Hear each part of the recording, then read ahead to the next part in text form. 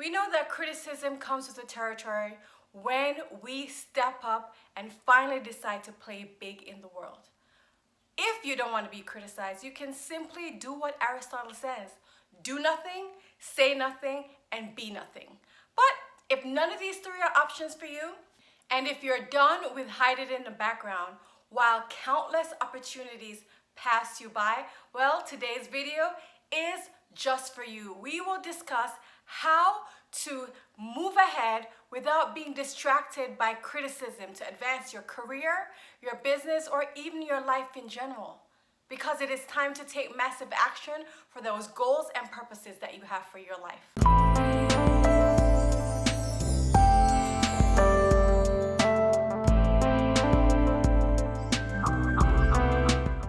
This is Keisha, your career, business, and mindset coach, equipping you to own your inherent brilliance, eliminate your shrinking tendencies so that you will get out of your own way and dominate in your field or industries. Click on the subscribe button below so that you will be notified of when I upload my weekly Wednesday videos. And check out the links in the description so that you can download a copy of my free ebook, 10 Confidence Building Strategies that you can implement now. So, tip number one to stop worrying about what people think as a businesswoman or as an entrepreneur is to make your desire for success stronger than your fear of criticism. Look, until you cultivate an inextinguishable, burning desire for your goal, for your project, for whatever it is that you're working on, that it makes your fears and doubts seems like nothing, that it makes people's criticism of you completely irrelevant, then you will never accomplish that thing. And so if your fears are bigger than the thing that you want to achieve, it merely means that you either haven't developed this into a burning passion or a burning desire that will cause you to be unstoppable, or you may have the wrong goal. Look, everybody's not going to get your goals, your visions, your aspirations, because guess what? The vision was not given to them. The vision was given to you. It is your job to bring it forth. It is your job to birth that dream, to birth that business, to birth that project that has been placed on your mind and heart to move forward with. And I'll give you a perfect example.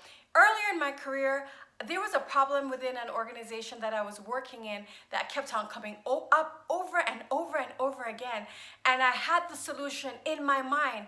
I knew that this thing was something that I could solve. And so I went to my boss and I proposed that these are the steps that we needed to take. And, he didn't say yes or no. He's very nonchalant about it and was not very, person that would advocate for that project. And so I decided to take a different route. Instead of what I would have normally done at that point in my career, which would be to squash down my goals and to squash down my dreams and my projects, I decided to find a group of people that were willing to partner with me and to move forward with this project. And what I did was that I took initiative. I didn't ask for permission. I went ahead, I saw a problem that the organization was facing, and I moved ahead and I started working on the side on a project to solve that problem. And a year later, that project became so popular that I got a lot of credit for all the great work I had done. But if I had waited, and in addition to that, I forgot one more thing. When I was about to launch this project, I was criticized so negatively by people that I worked with, people that were much more senior than I was. And I remember going home heartbroken about it, to the point that I spent hours on the phone with a friend saying, why is it that they criticized my idea? Why did they criticize my project? They don't see my vision. And my friend had to snap some sense into me and say, look, the vision is yours. It is not theirs. Why do you care what they have to say? They can't stop you. Just move forward. And I moved forward, and the project was a hit. It was a success. The same people that criticized me actually came around to support me eventually. And my manager became the biggest advocate. But if I would have sat down and been paralyzed by that criticism, I wouldn't have gotten the recognition and the rewards and even the promotions that came along after that. And so I want to encourage you, Instead of being so focused and so worried about what people think, really be focused on how important this project is for you, how important this business is for you, and you make that such a burning desire that any other criticism become completely irrelevant. And if your dream is not a burning desire yet, I'm going to give you a tip that I learned from Napoleon Hill's Think and Grow Rich to move that goal into a passionate, burning desire. And that is to write down that goal on a piece of paper, write down what it is, the date by which you're gonna accomplish it, what you're gonna work on to get it done, and why. I'm gonna add this as well. Why is it so important to you? What problem is it gonna solve? Who is it gonna benefit? Could be family members, could be people in the business. Write those things down and read it in the morning. Read it at night right before you go to your bed. Read it as many times that you need to during the day, out loud, with emotion, so that it moves from a passive thing that you want to do to an obsessive, burning desire. Because unless this thing becomes an obsessive, burning desire to you, then yes, you're going to be hindered by people's criticism and a whole host of other sabotaging mechanisms. Tip number 2 is to understand whose opinion really matters. Not everyone's opinion matters. Not everyone's criticism counts. There are only a few people that their input and feedback is needed. Figure out those people, who those people are.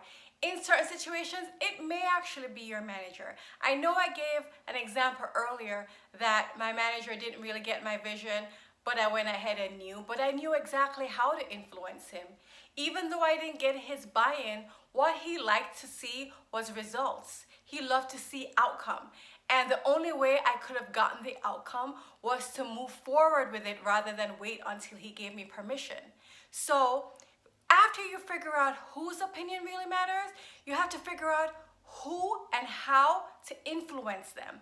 This may mean understanding what their drivers and their motivators are. As I told you, my manager's motivator was getting results. Somebody else's motivator may be different. It may not be your manager that is a stakeholder that you need buy-in from. It may be a client or a customer that you're serving.